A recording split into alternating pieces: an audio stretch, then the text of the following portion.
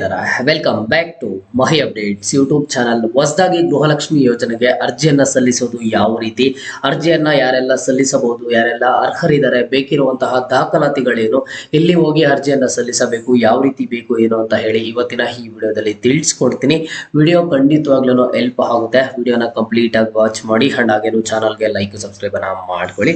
So ನಿಮ್ಗೆಲ್ಲ ಗೊತ್ತಿರೋ ಹಾಗೆ ಹೊಸದಾದಂತಹ CM D K Shivakumar sir ಅವರು ಈಗಾಗಲೇ ಹೇಳಿದ್ದಾರೆ ಗೃಹಲಕ್ಷ್ಮಿ ಯೋಜನೆಗೆ ಮತ್ತೆ ಹೊಸದಾಗಿ ಅರ್ಜಿಯನ್ನ ಸಲ್ಲಿಸಬೇಕು ಅಂತ ಹೇಳಿ. ನಿಮ್ಗೆ ಇನ್ ಮುಂದೆ ಪ್ರತಿ ತಿಂಗಳು 2000 ಹಣ ಬೇಕು ಅಂತ ಅಂದ್ರೆ ನೀವು ಹೊಸದಾಗಿ ಕಂಪಲ್ಸರಿ ಪ್ರತಿಯೊಬ್ಬರು ಗೃಹಲಕ್ಷ್ಮಿ ಯೋಜನೆಗೆ ಅರ್ಜಿಯನ್ನ ಸಲ್ಲಿಸಲೇಬೇಕು.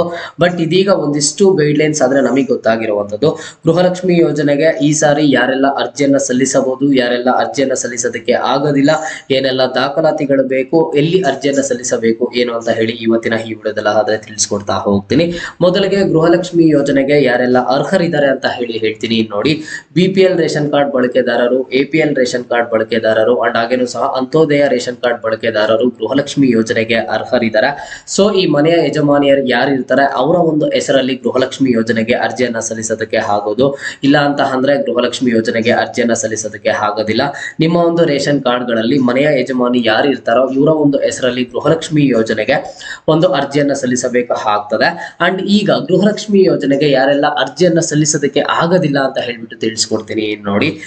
ಗೃಹಲಕ್ಷ್ಮಿ ಯೋಜನೆಗೆ ಈಗ ಅರ್ಜಿಯನ್ನ ಸಲ್ಲಿಸೋದಕ್ಕೆ ನಾನು ಈಗಾಗಲೇ ಹೇಳಿದೆ, ರೇಷನ್ ಕಾರ್ಡ್ ನಲ್ಲಿ ಯಾರಾದ್ರೆ ಮನೆಯ ಯಜಮಾನಿ ಇರ್ತಾರೋ ಇವರು ಅರ್ಜಿಯನ್ನ ಸಲ್ಲಿಸಬಹುದು ಅಂತ ಹೇಳಿ. ಮನೆಯ ಯಜಮಾನಿ ಇಲ್ಲ ಅಂತ ಅಂದ್ರೆ ಅವರ ಪತಿ ಏನಾದ್ರು ಈ ಒಂದು ಟ್ಯಾಕ್ಸ್ ಪೇಯರ್ಸ್ ಆಗಿದ್ರೆ ಅವರು ಗೃಹಲಕ್ಷ್ಮಿ ಯೋಜನೆಗೆ ಅರ್ಜಿಯನ್ನ ಸಲ್ಲಿಸೋದಕ್ಕೆ ಆದ್ರೆ ಆಗೋದಿಲ್ಲ.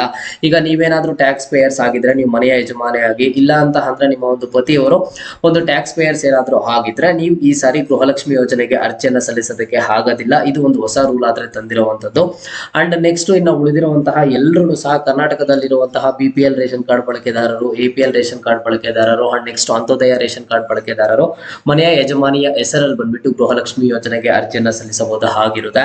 ಇದಕ್ಕೆ ಬೇಕಿರುವಂತಹ ದಾಖಲಾತಿಗಳು ಏನು ಅಂತ ಅಂದ್ರೆ ಮನೆಯ ಯಜಮಾನಿದು ಆಧಾರ್ ಕಾರ್ಡ್ ಆದ್ರೆ ಬೇಕಾಗುತ್ತೆ, ಜೊತೆಗೆ ನೀವು ಮನೆಯ ಯಜಮಾನಿ ಅಂತ ಏನ್ ಮೆನ್ಷನ್ ಆಗಿರ್ತೀರ ಅದರ ಒಂದು ರೇಷನ್ ಕಾರ್ಡ್ ಆದ್ರೆ ಬೇಕಾಗುತ್ತೆ. ಅಂದ್ರೆ ನಿಮ್ಮ ಹತ್ರ ಇರುವಂತಹ ರೇಷನ್ ಕಾರ್ಡ್ ಜೊತೆಗೆ ಮನೆಯ ಯಜಮಾನಿಯದು ಆಧಾರ್ ಕಾರ್ಡ್ ಬೇಕಾಗುತ್ತೆ ಅಂಡ್ ಜೊತೆಗೆ ಆಧಾರ್ ಕಾರ್ಡ್ಗೆ ಲಿಂಕ್ ಆಗಿರುವಂತಹ ಮೊಬೈಲ್ ನಂಬರ್ ಆದ್ರೆ ಬೇಕಾಗುತ್ತೆ.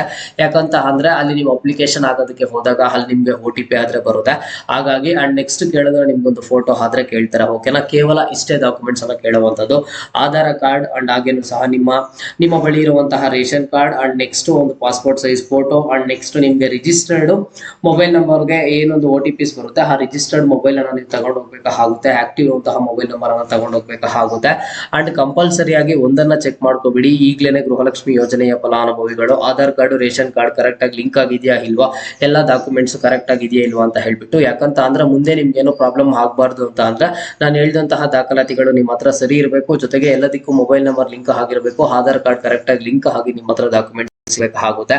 ಹಾಗಿದ್ರೆ ಇದಕ್ಕೆ ಎಲ್ಲಿ ಹೋಗಿ ಅರ್ಜಿಯನ್ನ ಸಲ್ಲಿಸಬೇಕು ಅಂತ ಅಂದ್ರೆ ಸಲ್ಲಿಸಬಹುದು, ಗ್ರಾಮ 1 ನಲ್ಲಿ ಅರ್ಜಿಯನ್ನ ಸಲ್ಲಿಸಬಹುದು, ಜೊತೆಗೆ ಬೆಂಗಳೂರು 1 ನಲ್ಲಿ ಅರ್ಜಿಯನ್ನ ಸಲ್ಲಿಸಬಹುದು ಅಂಡ್ ಹೊಸದಾಗಿ ನಾಡ ಕಚೇರಿಯಲ್ಲೂ ಸಹ ಅರ್ಜಿಯನ್ನ ಸಲ್ಲಿಸಬಹುದು ಆಗಿರುತ್ತೆ.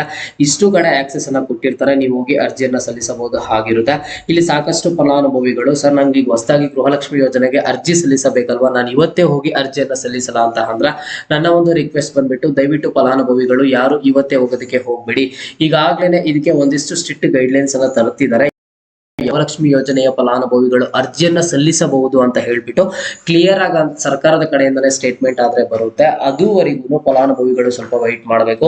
ಜಸ್ಟ್ ಈಗ ನೀವು ಇಷ್ಟೇ ತಿಳ್ಕೊಳ್ಳಿ, ಇದಕ್ಕಿರುವಂತಹ ಅರ್ಹರು ಯಾರು, ಬಿಪಿಎಲ್ ರೇಷನ್ ಕಾರ್ಡ್ ಬಳಕೆದಾರರು, ಎಪಿಎಲ್ ರೇಷನ್ ಕಾರ್ಡ್ ಬಳಕೆದಾರರು, ಅಂತ್ಯೋದಯ ರೇಷನ್ ಕಾರ್ಡ್ ಬಳಕೆದಾರರು, ಮನೆಯ ಯಜಮಾನಿಯರು ಯಾರಿರ್ತಾರೆ ಅವರ ಒಂದು ಹೆಸರಲ್ಲೇ ಗೃಹಲಕ್ಷ್ಮಿ ಯೋಜನೆಗೆ ಅರ್ಜಿಯನ್ನ ಸಲ್ಲಿಸೋದಕ್ಕೆ ಆಗೋದು. ಅವರ ಹೆಸರಲ್ಲಿ, ಮನೆಯ ಯಜಮಾನಿ ಹೆಸರಲ್ಲಿ ಅಥವಾ ಅವರ ಪತಿ ಏನಾದ್ರೂ ಟ್ಯಾಕ್ಸ್ ಪೇಯರ್ಸ್ ಆಗಿದ್ರೆ ಇಂತಹವರ ಬ್ಯಾಂಕ್ ಖಾತೆಗೆ ಹಣ ಆದ್ರೆ ಜಮಾ ಆಗುತ್ತಿಲ್ಲ ಅಂದ್ರೆ ಇವರು ಗೃಹಲಕ್ಷ್ಮಿ ಯೋಜನೆಗೆ ಅರ್ಜಿಯನ್ನ ಸಲ್ಲಿಸೋದಕ್ಕೆ ಆಗೋದಿಲ್ಲ ಅಂತ ಹೇಳ್ತಿದ್ದಾರೆ. ಅಂಡ್ ನೆಕ್ಸ್ಟ್ ಉಳಿದಿರುವಂತಹ ಎಲ್ಲ ಫಲಾನುಭವಿಗಳು ಅರ್ಜಿಯನ್ನ ಸಲ್ಲಿಸಬಹುದು. ಸಿಂಪಲ್ ಡಾಕ್ಯುಮೆಂಟ್ಸ್ ಬೇಕಿರುವಂತದ್ದು ಇಲ್ಲಿ ಆಧಾರ್ ಕಾರ್ಡ್ ಬೇಕಾಗುತ್ತೆ, ಜೊತೆಗೆ ರೇಷನ್ ಕಾರ್ಡ್ ಬೇಕಾಗುತ್ತೆ ಅಂಡ್ ರಿಜಿಸ್ಟರ್ಡ್ ಮೊಬೈಲ್ ನಂಬರ್. ಕೇಳಿದ್ರೆ ಒಂದೆರಡು ಪಾಸ್ಪೋರ್ಟ್ ಸೈಜ್ ಫೋಟೋ ಅನ್ನ ಕೇಳ್ತಾರೆ ಅಷ್ಟೇ, ಅದನ್ನ ಬಿಟ್ರೆ ಏನು ಸಹ ಇಲ್ಲ. ನೀವು ಮೊನ್ನೆ ಎಲ್ಲ ಎಲ್ಲಿ ಹೋಗಿ ಅರ್ಜಿಯನ್ನ ಸಲ್ಲಿಸಿದ್ರೋ ಅಲ್ಲೇ ಹೋಗ್ಬೇಕಾಗುತ್ತೆ. ಕರ್ನಾಟಕ 1, ಗ್ರಾಮ 1, ಬೆಂಗಳೂರು 1 ಅಥವಾ ಹೊಸದಾಗಿ ಈಗ ನಾಡ ಕಚೇರಿಯಲ್ಲೂ ಸಹ ಅರ್ಜಿಯನ್ನು ತಗೋತಾರಂತೆ. ಬಟ್ ಇಲ್ಲಿ ಫಲಾನುಭವಿಗಳು ಇವತ್ತೇ ಹೋಗೋದಕ್ಕೆ ಹೋಗ್ಬಿಡಿ. ಓಕೆನಾ, ಸೊ ದಯವಿಟ್ಟು ಇದೆಲ್ಲರಲ್ಲಿ ಮಾಡ್ತಿರೋ ಮಾಡ್ತಿರುವಂತಹ ರಿಕ್ವೆಸ್ಟ್. ಇಲ್ಲಿ ಸಾಕಷ್ಟು ಜನ ಇವತ್ತಿಂದಾನೇ ಅರ್ಜಿ ಸಲ್ಲಿಸಬಹುದಾ ಅಂತ ಕೇಳ್ತಿದಾರೆ. ಸದ್ಯಕ್ಕೆ ಇನ್ನೂ ಸಹ ಇವತ್ತಿಂದ ಅರ್ಜಿಯನ್ನ ಸಲ್ಲಿಸಿ ಅಂತ ಹೇಳ್ಬಿಟ್ಟು ಸರ್ಕಾರದ ಕಡೆಯಿಂದ ಇನ್ನೂ ಹೇಳಿಕೆ ಆದ್ರೆ ಬಂದಿಲ್ಲ. ನೀವು ಅಲ್ಲಿಯ ತನಕ ವೆಯ್ಟ್ ಮಾಡ್ಬೇಕಾಗುತ್ತೆ. ಅದು ಅವ್ರು ಒಂದ್ಸಲಿ ಹೇಳಿದಾರೆ ಅಂತ ಅಂದ್ರೆ ಮತ್ತೆ ನಿಮ್ಗೆ ಹತ್ರ ಯಾವ್ದಿರುತ್ತೋ, ಕರ್ನಾಟಕ ಒನ್ ಹತ್ರ ಇದ್ರೆ ಕರ್ನಾಟಕ ಒನ್, ಬೆಂಗಳೂರು ಒನ್ ಹತ್ರ ಇದ್ರೆ ಬೆಂಗಳೂರು ಒನ್, ಗ್ರಾಮ ಒನ್ ಹತ್ರ ಇದ್ರೆ ಗ್ರಾಮ ಒನ್ಗೆ ಹೋಗಿ ನೀವು ಅರ್ಜಿಯನ್ನ ಸಲ್ಲಿಸಬಹುದಾಗಿರುತ್ತೆ. ಸ್ಟಾರ್ಟಿಂಗ್ ಅಲ್ಲಿ ಯಾವ ರೀತಿ ಅರ್ಜಿಯನ್ನ ಸಲ್ಲಿಸಿದ್ರು ಈಗ ಮತ್ತೆ ಅದೇ ರೀತಿಯಾಗಿರುತ್ತೆ. ಸರ್ವರ್ಸ್ ಯಾವ ರೀತಿ ತೊಂದರೆ ಕೊಡುತ್ತೋ ಏನೋ ಅಂತ ನೋಡ್ಬೇಕು. ಈ ಸಾರಿ ಏನೇನೆಲ್ಲ ಚೇಂಜಸ್ ಅನ್ನ ಮಾಡ್ತಾರೆ ಏನೋ ಅಂತ ನೋಡ್ಬೇಕು. ಸಾಕಷ್ಟು ಜನ ಅಮೌಂಟ್ ಎಲ್ಲ ಎಷ್ಟು ತಗೋತಾರೆ ಏನು ಅಂತ ಹೇಳ್ಬಿಟ್ಟು ಕೇಳ್ತಿದ್ದಾರೆ. ನೋಡಿ, ಅಮೌಂಟ್ ಎಷ್ಟು ತಗೋಬೇಕು ಏನು, ಅಮೌಂಟ್ ಎಷ್ಟು ಫಲಾನುಭವಿಗಳು ಕಟ್ಟಬೇಕು, 50 ರೂಪಾಯಿ ಕಟ್ಟಬೇಕಾ, 100 ರೂಪಾಯಿ ಕಟ್ಟಬೇಕಾ ಅಂತ ಹೇಳ್ಬಿಟ್ಟು ಸರ್ಕಾರದ ಕಡೆಯಿಂದ ಇನ್ನೂ ಸಹ ಹೇಳಿಲ್ಲ. ಅಥವಾ ಫ್ರೀ ಆಗಿ ಅಪ್ಲಿಕೇಶನ್ ಏನಾದ್ರು ಹಾಕೊಡ್ತಾರೆ ಏನೋ ಅಂತ ಸಹ ಹೇಳಿಲ್ಲ. ಇದು ಯಾವಾಗಿಂದ ಅರ್ಜಿಯನ್ನು ಸಲ್ಲಿಸಬೇಕು ಅಂತ ಹೇಳ್ತಾರೋ ಅವಾಗ ಗೊತ್ತಾಗುತ್ತೆ ಅಮೌಂಟ್ ಎಷ್ಟು ಬೇಕಾಗುತ್ತೆ ಏನೋ ಅಂತ ಹೇಳಿ. ಅವಾಗ ನಾನು ನಿಮ್ಗೆ ಅಪ್ಡೇಟ್ ಮಾಡಿ ತಿಳಿಸ್ಕೊಡ್ತೀನಿ. ಈಗ ಹೊಸದಾಗಿ ಡಿ ಕೆ ಶಿವಕುಮಾರ್ ಸರ್ ಅವರು ಒಂದು ಹೇಳಿಕೆಯನ್ನಂತೂ ಕರೆಕ್ಟ್ ಆಗಿ ಕೊಡ್ತಿದ್ದಾರೆ. ನಾವು ಹೊಸದಾಗಿ ಅರ್ಜಿಯನ್ನ ಸಲ್ಲಿಸಿ ಅಂತ ಹೇಳ್ತಿದೀವಿ, ಇದು ಫಲಾನುಭವಿಗಳಿಗೆ ಉಪಯೋಗ ಆಗ್ಲಿ ಅಂತ ಹೇಳ್ಬಿಟ್ಟು.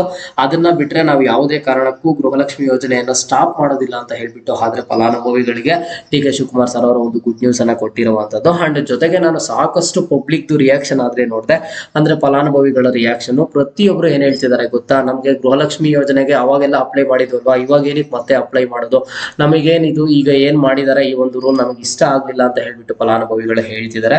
ಇವತ್ತಿನ ಈ ವಿಡಿಯೋ ನೀವು ಎಷ್ಟು ಜನ ನೋಡ್ತಿದ್ದೀರೋ ಅಷ್ಟು ಜನನು ಬಂದು ಕಮೆಂಟ್ ಅನ್ನ ಮಾಡಿ.